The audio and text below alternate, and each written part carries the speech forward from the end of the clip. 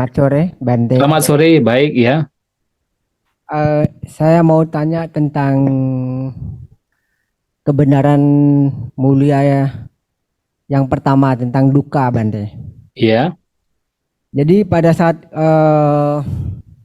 kita mengalami suatu kondisi duka yang Bante sebutkan tadi, misalkan kehilangan yang dicintai atau berpisah dengan yang dicintai dan sebagainya itu, kita tahu ini lagi sedih, lagi tidak senang perasaan ini, tidak nyaman, terhimpit, gelisah dan sebagainya, nggak bisa tidur.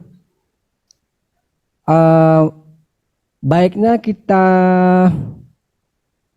mengalihkan perasaan-perasaan itu ke aktivitas yang lain yang membuat kita terlupakan, atau kita masuk melihat langsung, oh ini dukanya, timbul ini, timbul nggak enak, timbul ini.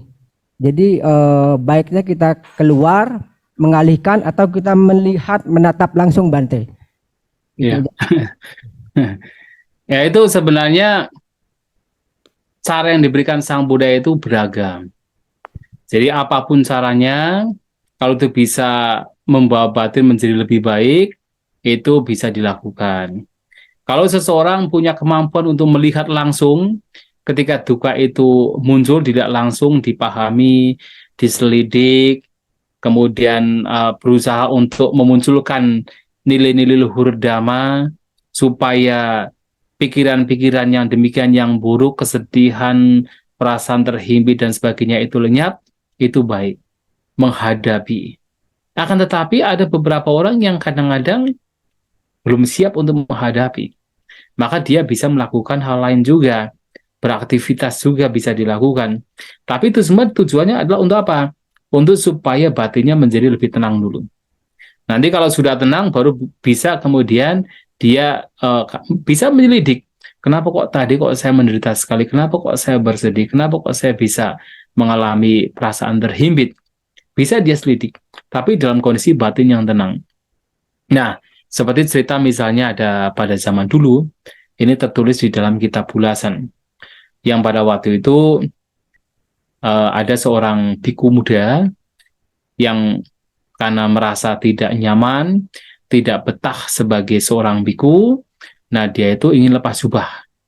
Jadi itu juga bagian dari duka juga penderitaan, tidak nyaman menjadi seorang biku, merasa tertekan, merasa tidak kuat menjalani kehidupan kebikuan.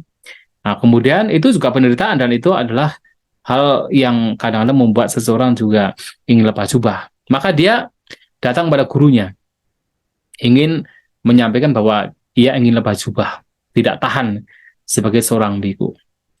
Nah, gurunya menyampaikan, sudahlah, sebelum kamu lepas jubah, kamu harus membuat kuti dulu untuk gurunya, untuk guru, karena apa? Ini sebagai tradisi.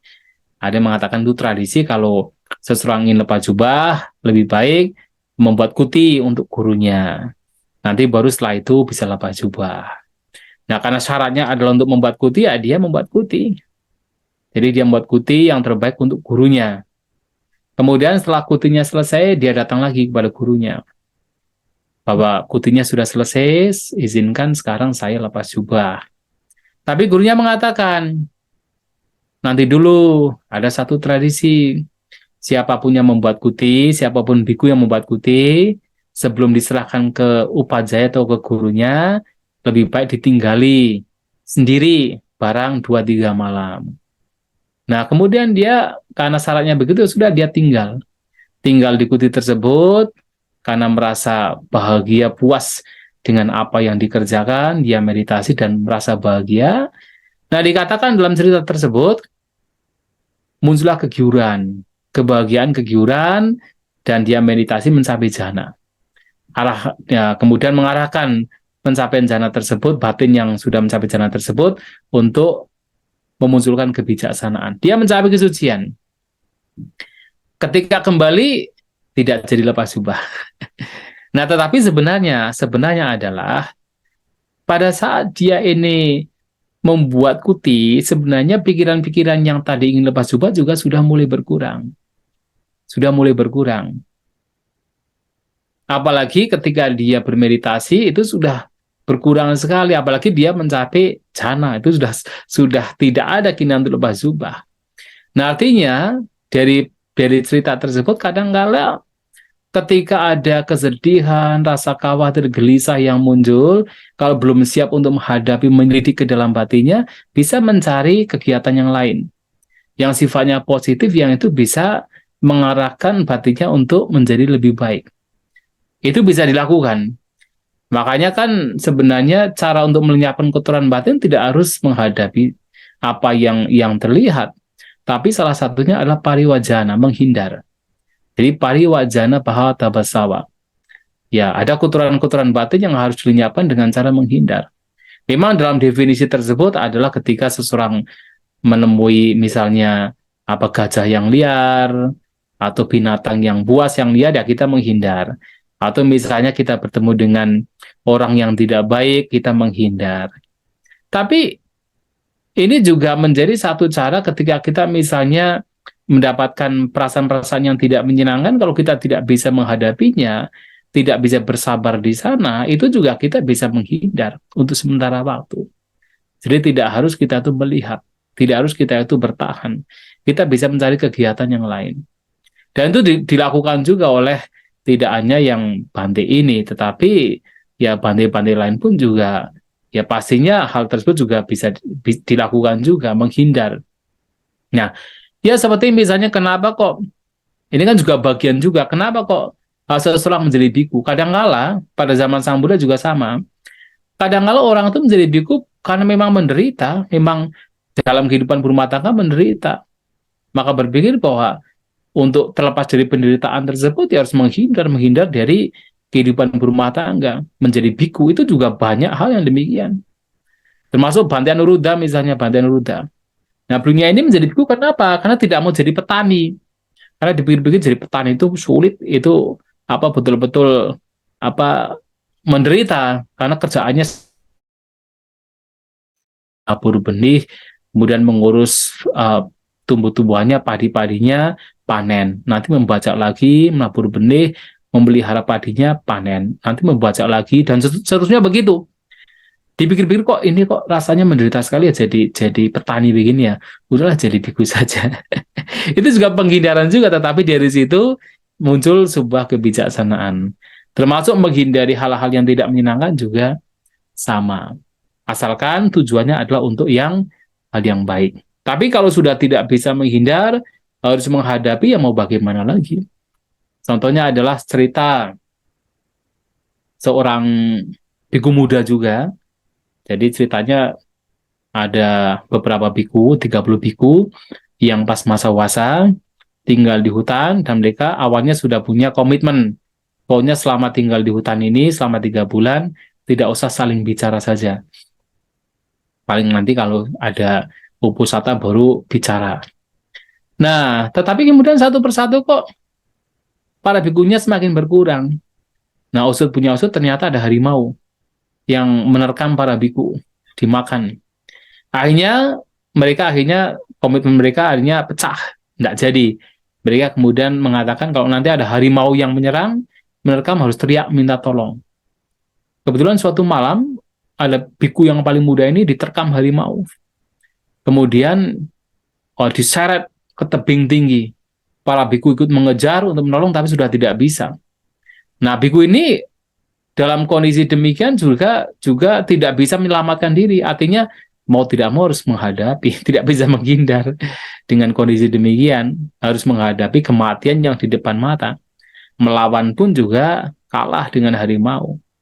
Awalnya betul-betul ya gelisah sekali. Wah, pasti kematian pasti terjadi, gelisah. Ya bayangkan kita berada di depan maut dan pasti mati, pasti kalau pikiran tidak siap, gelisah menghadapi kematian.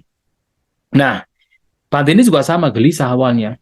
Tapi kemudian ingat dari apa yang disampaikan Sang Buddha. Rupang bikawe natum hakam, tang bajahata. Wahai para biku, jasmani itu bukan milikmu. maka tinggalkan itu. Lepasan kemelekatan terhadap jasmani. Itu artinya begitu.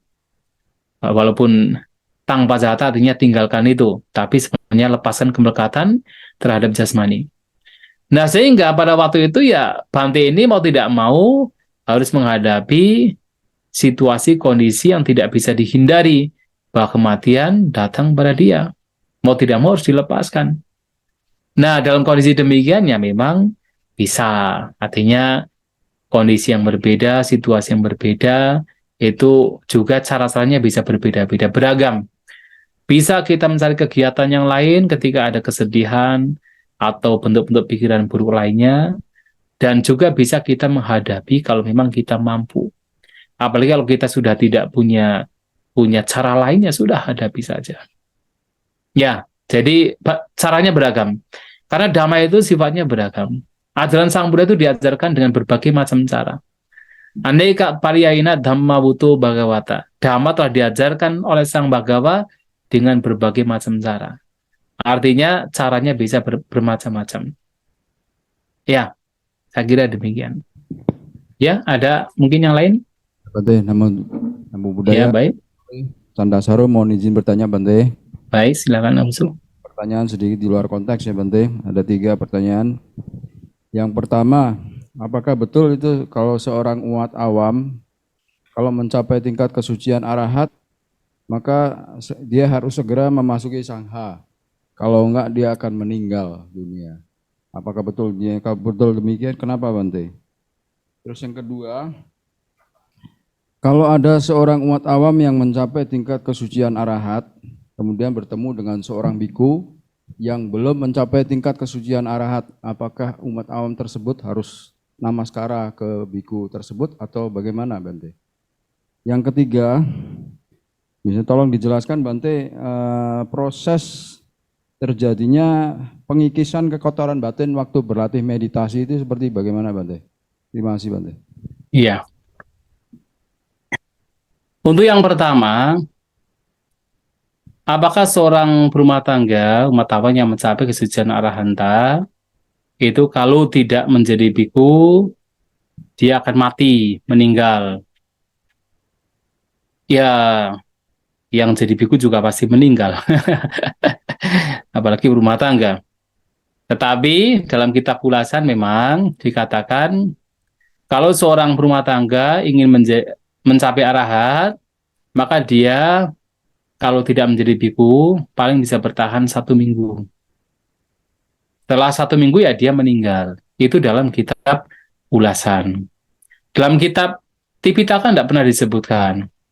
Hanya saja dalam Tipitaka memang ada kasus-kasus. Seperti misalnya terutama Bante Yasa. Nah, Yasa ini kan sebenarnya berumah tangga. Nah, dia mendengarkan khotbah Sang Buddha mencapai kesucian arahanta selagi masih sebagai berumah tangga. Dan segera setelah itu beliau ditabis menjadi seorang biku. Tidak sampai mati. Nah, kemudian kasus lain adalah seorang pengembara namanya Bahya Daruciriya. Nah, dia ini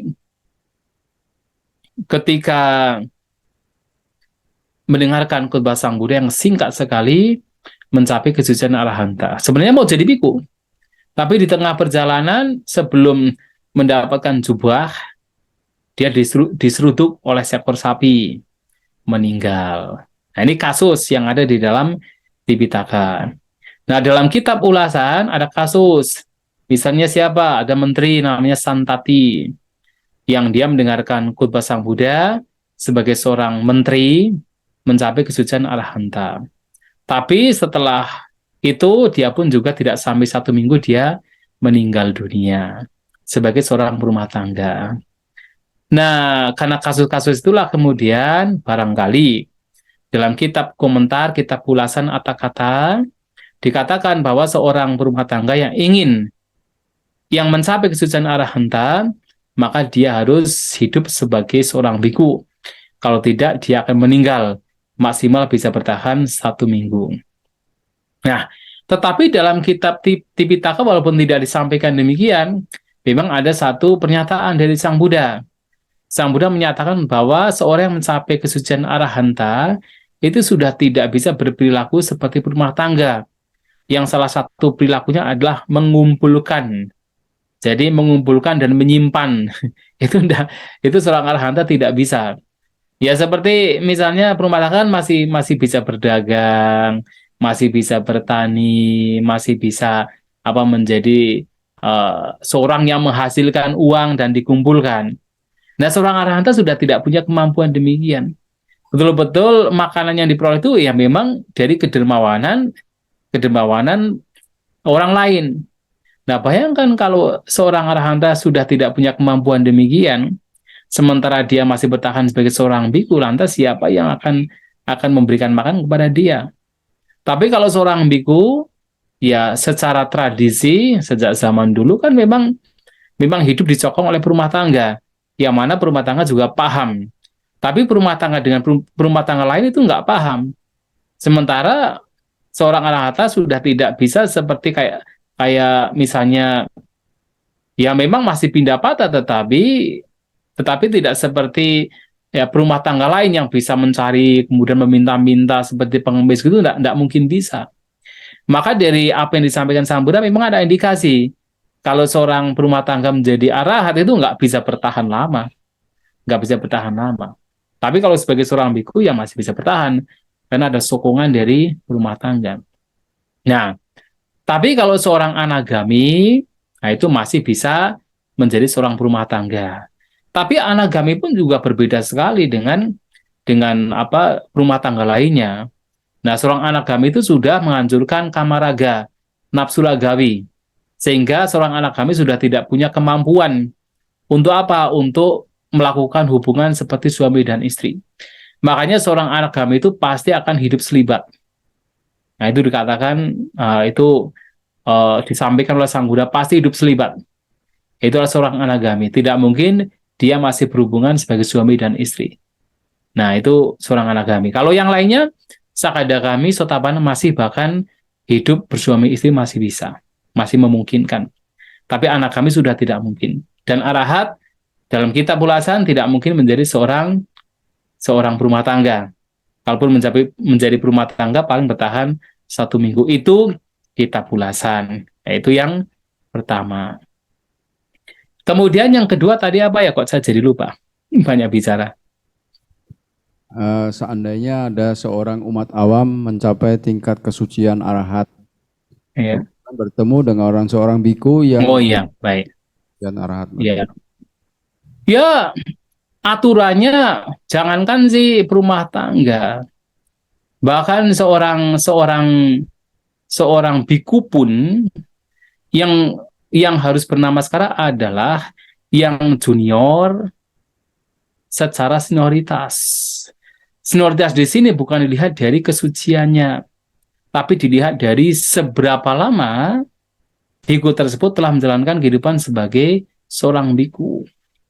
Kalaupun seandainya ada biku yang sudah berwasa 60 puasa misalnya, dan belum mencapai kesucian apa-apa, belum sotapanna bahkan.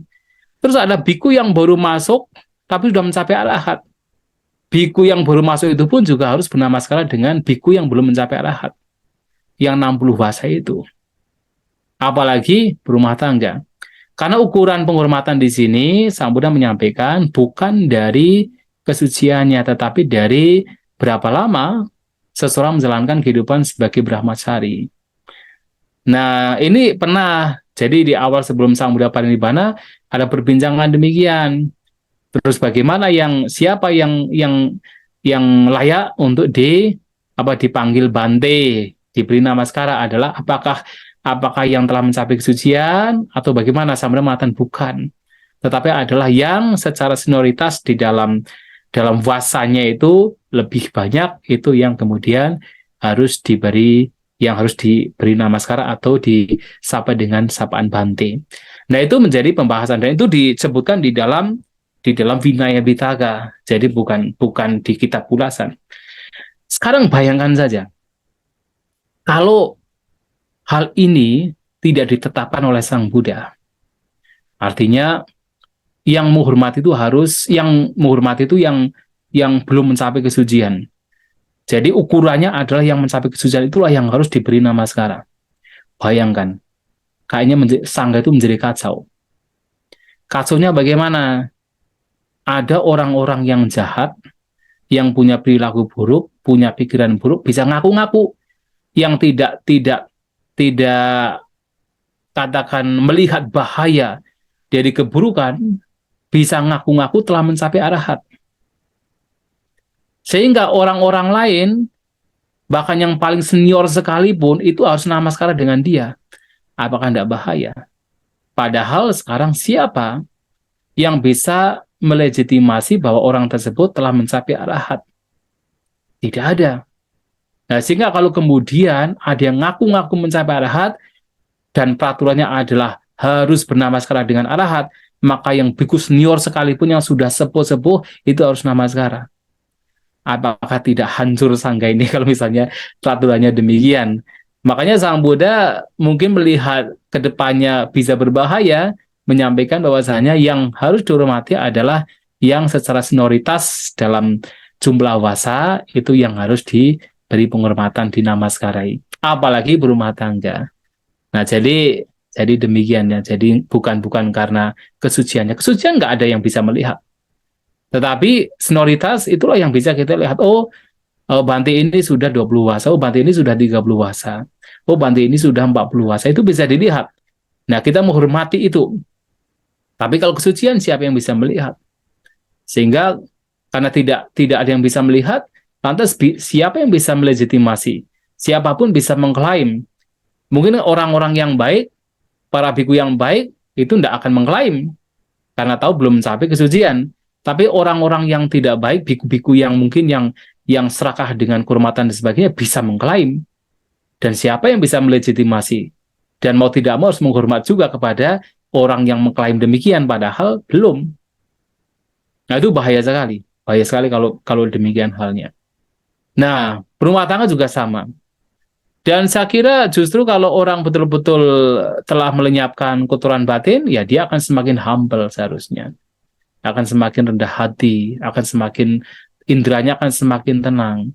Bukan kemudian misalnya, oh saya sudah mencapai sucian, kenapa kamu tidak menghormati saya? Artinya itu bukannya kotoran batinnya terkikis, malah bertambah. Misalnya begitulah ya, tetapi ya itu ya yang kedua. Kemudian yang ketiga adalah bagaimana ukuran kita mengetahui bahwa kotoran batin sudah mulai terkikis. Ya memang ukurannya yang betul-betul ada perubahan yang signifikan ya kalau memang seseorang tahu persis, oh 3 belenggu telah dihancurkan. Oh 3 belenggu dan juga 2 belenggu telah dilemahkan. Itu artinya sudah mengalami perubahan yang signifikan. Akan tetapi Sang Buddha juga memberikan sebuah perumpamaan juga. Bagaimana dengan praktek kita meditasi, kotoran batin yang ada itu semakin berkurang. Misalnya apa? Misalnya, ini diumpamakan, maksudnya diumpamakan seperti kalau seseorang itu menggunakan kapak dengan ya pegangannya terbuat dari kayu. Nah, tiap hari digunakan untuk menebang kayu, untuk memotong kayu. Ketika digunakan, setelah mungkin 1 minggu, 1 bulan, setengah tahun, 1 tahun, baru ketahuan. Tadi pegangan yang dulu itu masih besar, lama-kelamaan itu mengecil. Nah, berarti sebenarnya pada saat dia menggunakan kapak ini, itu ada pengurangan dari pegangannya itu. Ada katakan terkikis pegangan kapak itu yang terbuat dari kayu itu ada terkikis setiap harinya ketika digunakan. Tapi dia tidak tahu setiap menggunakan seberapa kayu yang pegangan kapak tersebut terkikis, seberapa banyaknya, seberapa tebalnya, dia tidak tahu. Tahu-tahu kalau sudah misalnya 1 minggu, 1 bulan, setengah tahun, kemudian dilihat, oh dulu kan masih tebal, kok sekarang sudah mulai kecil, artinya sudah mulai berkurang. Nah ternyata meditasi juga sama. Pada saat kita bermeditasi, yang penting adalah, oh ada pikiran buruk, dikenali, dilenyapkan. Pikiran buruk dikenali, dilenyapkan. Terus begitu dilakukan. Tapi tidak tahu seberapa ada penyusutan, ada pengurangan. Tapi nanti kalau kemudian setelah dalam jangka waktu sekian lama, mungkin 1 bulan meditasi intensif, kemudian akan merasakan perbedaannya. Oh, dulu saya itu mudah marah, tidak terkendali. Kata-kata kasar sedikit saja langsung greget muncul, langsung kemarahan muncul. Tapi sekarang batin mudah melepas, tidak mudah marah. Oh, dulu kalau saya itu berada di jalan, ada traffic, ada macet, wah rasanya meledak, ingin marah. Tapi sekarang bisa melepas, bisa menikmati.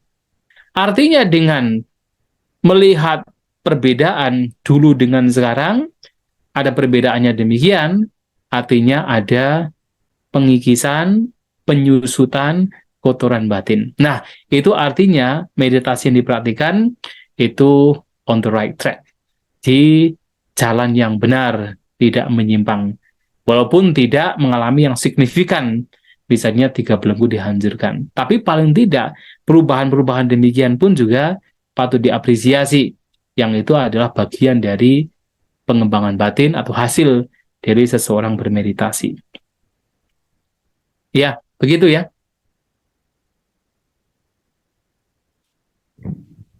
Mohon izin satu pertanyaan lagi Bante. Ya, baik. Mengenai meditasi Bante. Bagaimana cara kita tahu objek meditasi yang paling tepat buat kita Bante? Supaya jadi kita lebih pas dalam berlatih meditasinya Bante. Terima kasih Bante. Iya. Ya, ada dalam Visuddhimagga bahwa manusia itu dikategorikan ke dalam berbagai carita. Watak.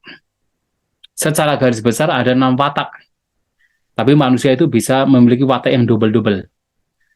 Ada namanya watak raga carita, watak yang nafsu ragawinya besar. Jadi artinya ketika kita melihat dalam batin kita, secara dominan nafsu ragawinya besar, artinya kita punya watak raga carita. Yang kedua adalah watak dosa carita, yang kebencian kita itu besar. Jadi mudah marah, mudah tersinggung, mudah jengkel. Itu dosa carita. Yang ketiga adalah moha carita, watak dungu, kebodohan. Jadi sulit memahami dhamma, kemudian mudah ragu-ragu, kemudian tidak bisa tanggap dengan cepat apa yang disampaikan oleh orang lain. Nah, itu adalah moha carita. Yang keempat ada saddha carita, yaitu watak orang yang mudah yakin. Keyakinannya itu mudah muncul. Namanya saddha carita. Yang kelima, vitaka carita, yaitu watak dari orang yang suka berpikir, suka gelisah, pikirannya itu banyak. Nah, yang keenam adalah buddhi carita, watak intelijen, orang yang cerdas, mudah paham dengan apa yang disampaikan oleh seorang guru dan sebagainya. Mudah paham, suka menganalisa dengan kecerdasannya. Ada 6 watak. Tetapi juga seseorang tidak hanya punya, misalnya, oh saya itu wataknya raga carita, tidak harus. Kadang-kadang double juga. Selain seseorang itu punya nafsu ragawi, kebenciannya juga mudah muncul. Atau juga punya 3 juga, dia bodoh juga. Sudah nafsu ragawinya besar, mudah benci, tapi dia juga bodoh juga. Nah, itu juga ada. Ada juga orang yang wataknya intelijen, tapi dia pun juga mudah marah, gitu misalnya begitu. Ada juga. Jadi watak itu bisa campur-campur ya. Tapi secara garis besar ada 6 jenis watak ini. Yang oleh Bante Buddhaghosha dan juga mengacu kepada Tipitaka, bahwasanya watak yang penuh dengan kebencian, penuh dengan nafsu ragawi, baik untuk menggunakan objek seperti asubha. Jadi melihat, merenungkan sifat menjijikan dari jasmani atau mayat. Atau menggunakan kaya gata sati. Ya, kaya gata sati sebenarnya objeknya bisa macam-macam. Apapun yang berkenaan dengan jasmani itu adalah kaya gata sati. Tapi salah satu objeknya adalah melihat 32 bagian tubuh. Nah, itu juga bisa digunakan. Melihat sifat menjijikan dari masing-masing bagian tubuh. Atau bisa menggunakan ahari padikula sanyi. persepsi mengenai makanan yang sifatnya menjijikan atau persepsi menjijikan di dalam makanan. Jadi melihat bahwasanya makanan yang kita konsumsi ini awalnya yang bersih, tapi kemudian ketika disentuh sudah mulai menjijikan. Nah, nafsu ragawi ini ketika orang punya nafsu ragawi besar, baik untuk merenungkan yang sifatnya adalah berlawanan, yaitu asubha, sifat menjijikan dari jasmani, mayat. Kemudian kayak kata sati, melihat 32 bagian tubuh, atau dengan yaitu merenungkan sifat menjijikan di dalam makanan. Itu kalau nafsu ragawinya besar. Tapi kalau seseorang tahu, oh bahwa saya itu mudah sekali marah. Jadi yang tahu siapa ya? Diri sendiri. Ya, bahwa saya itu mudah sekali marah. Saya itu mudah sekali tersinggung. Sedikit ada sesuatu yang tidak menyenangkan, kebencian muncul. Nah, itu mengetahui demikian, nah seseorang harus menggunakan objek yang sifatnya adalah cinta kasih, meta, atau objek karuna, kasih sayang, atau objek mudita, yaitu berbahagia, bersimpati dengan kebahagiaan orang lain. Termasuk objek kasina, kasina warna, itu juga baik untuk digunakan. Karena sifatnya adalah melembutkan. Nah, ini digunakan juga menjadi satu cara yang bisa digunakan untuk mengatasi kebencian. Tapi yang paling unggul, paling utama adalah meta, yaitu Sang Buddha juga sering menyampaikan orang yang mempunyai kebencian, lepaskan, lenyapkan dengan cinta kasih. Nah, itu adalah yang kedua. Nah, kalau seseorang itu punya, yaitu moha, moha yang kadang dungu, bodoh, atau tidak mudah paham dengan apa yang disampaikan oleh orang lain, nah itu sudahlah, gampang. Praktikan meditasi dengan objek keluar masuknya nafas. Hanya perhatikan nafas saja, nggak usah dipikir-pikir. Nah, jadi kalau mempraktikkan yang lain kan gitu harus harus punya intelijensi biasanya. Tapi kalau nafas ini, udah nafas ini apa sudah ada, tinggal mengarahkan batin kepada nafas saja. Itu juga menjadi cara. Kalau merasa dirinya itu sulit paham dengan apa yang disampaikan. Nah, kalau yang sadar carita, punya keyakinan, mudah yakin, nah itu kalau keyakinan jadi arahkan ke hal yang buruk, itu bahaya. Maka kepada siapa keyakinan diarahkan? Nah, renungkanlah kualitas-kualitas Sang Buddha, Buddha Nusati sebagai objek meditasi. Kemudian atau Dhamma Nusati, merenungkan kualitas Dhamma, Sangha Nusati, merenungkan kualitas Sangha, atau merenungkan kualitas Sila, Sila Nusati, atau Caga Nusati. Nah, itu juga bisa melenyapkan, bisa katakan membawa batin lebih mudah untuk terarah. Kalau kita sudah punya, yaitu secara dominan adalah keyakinan kita. Nah, kalau orang punya keyakinan, arahkan keyakinannya kepada hal-hal yang baik. Nah, itu juga cara yang disampaikan oleh Buddha Kusang. Dan itu pun juga sebenarnya bisa di track down di Tipitaka juga. Kemudian kalau orang punya, yaitu vitaka, atau pikirannya suka mengembara, nah itu dengan apa tadi? Dengan yaitu keluar masuknya nafas juga seperti yang moha carita. Ya, jadi kalau pikiran mengembara sudah perhatikan nafas, yang mudah diperhatikan. Nah, itu adalah vitaka carita. Nah, kalau buddhi carita, watak intelijen itu baik untuk menggunakan yaitu objek yang sifatnya itu menganalisa. Salah satunya adalah catu datu wawatana. Jadi menganalisa tentang yaitu 4 unsur jasmani. Itu bisa menjadi objek, memudahkan orang yang memang suka menyelidik untuk bisa menggunakan objek yang memang sifatnya adalah menyelidik. Nah, itulah buddhi carita. Tetapi ada yang menyampaikan bahwasanya nafas ya, keluar masuknya nafas ini bisa digunakan untuk semua carita, semua watak. Artinya daripada kita pusing-pusing, nanti carita saya, watak saya itu apa, udahlah kita menggunakan nafas. Itu mudah dan juga cocok untuk semua watak, semua carita. Ya, jadi demikian. Dan apakah itu ada hubungannya dengan apa yang disampaikan? Ya ada, karena apa? Ya karena ini juga bagian dari jalan mulia berdiri 8. Kita bermeditasi mengembangkan ketenangan atau konsentrasi yang benar, itu adalah bagian dari yaitu jalan mulia berdiri 8 yang merupakan jalan yang membawa kepada pembebasan. Ya, Bagaimana? Mungkin yang lain masih 6 menit daripada saya lanjutkan. Lebih baik ada satu pertanyaan.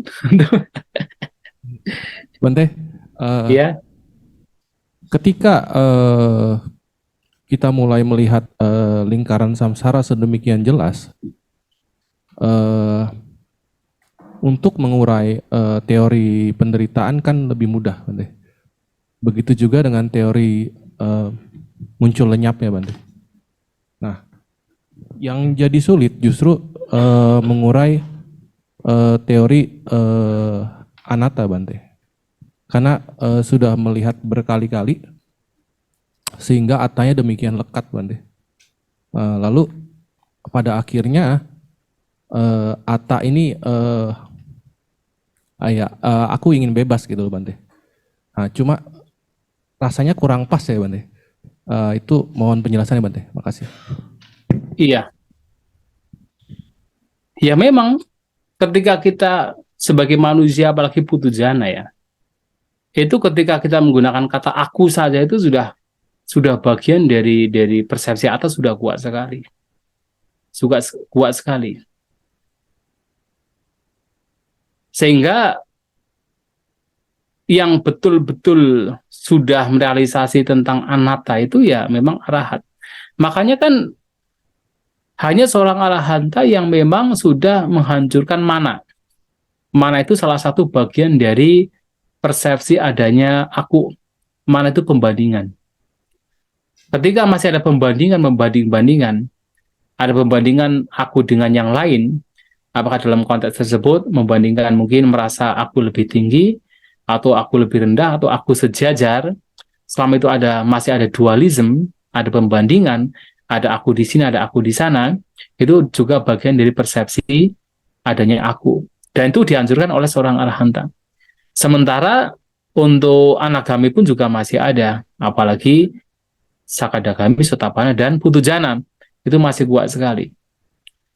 Tetapi masalahnya juga kita harus ketika kita membawa batin untuk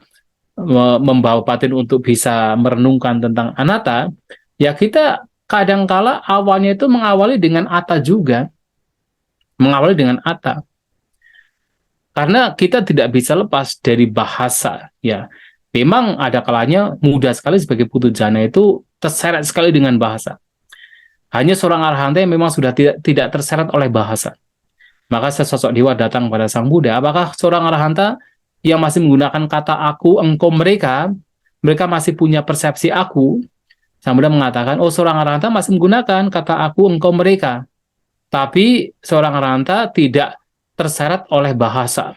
Dia menggunakan bahasa tanpa diseret oleh bahasa. Karena apa? Betul-betul keakuan itu memang sudah lenyap bagi seorang arahanta. Nah, sebagai putujana memang, wah, itu masih kuat sekali ketika saya mengatakan aku ini dan sebagainya, yaitu ada persepsi, ada aku, ada sesuatu entitas, ada suatu makhluk di sini. Nah, itu memang demikian halnya. Jadi persepsi itu akan mudah sekali muncul. Tapi ada kalanya kita tidak bisa menghindar. Walaupun kita masih terseret oleh bahasa, mau tidak mau kita masih menggunakan bahasa. Hanya saja ya kita harus tahu, ya kita bisa mengatakan tahu diri bahwasanya itu kita mencoba untuk bagaimana itu hanya sekedar bahasa. Misalnya apa? Dalam perenungan tentang anatta yang harus kita arahkan adalah netang mama neso hamasmi nak meso ata. Itu kan masih menggunakan aku. Netang mama ini bukan milikku. Nah, ada istilah aku di sini, milik aku di sini. Tetapi dalam proses membawa batin ini bukan milikku, itu membawa batin kepada untuk melepas. Dan pelepasan itulah yang kemudian mengantarkan seseorang untuk betul-betul melihat fenomena sebagaimana adanya, bukan sebagai entitas. Nah, itu yang pertama. Kemudian, neso hamasmi, ini bukan aku. Nah, ketika kita mengatakan ini bukan aku, barangkali awalnya kita itu merasa ada aku gitu kan. Tetapi kemudian dari perenungan ini bukan, nah bukan aku, ini nanti akan membawa batin untuk melihat ini sekedar fenomena semata. Kemudian, nak meso ata, bahwa ini bukan sebagai atta, bukan sebagai self, bukan sebagai diri, bukan sebagai diriku. Nah, ketika ada kalimat demikian, mungkin awalnya ada perasaan ada aku, tapi dengan kata demikian, kalimat demikian akan membawa kepada sebuah persepsi bahwa ini hanya sekedar fenomena. Nah, sehingga kata aku mau tidak mau terkadang kita masih menggunakan, tetapi asal itu digunakan dengan bijaksana, nanti mengarahkan kepada persepsi bukan aku, nah itu akan sangat baik. Itu membawa ke sana. Ya seperti Samudra mengatakan, mana bisa dihancurkan dengan mana. Mana itu tadi pembandingan. Yang salah satunya adalah membanding-bandingkan saya lebih tinggi, kemudian saya sejajar, saya lebih rendah. Itu kotoran batin itu. Tapi bisa dihancurkan dengan ini.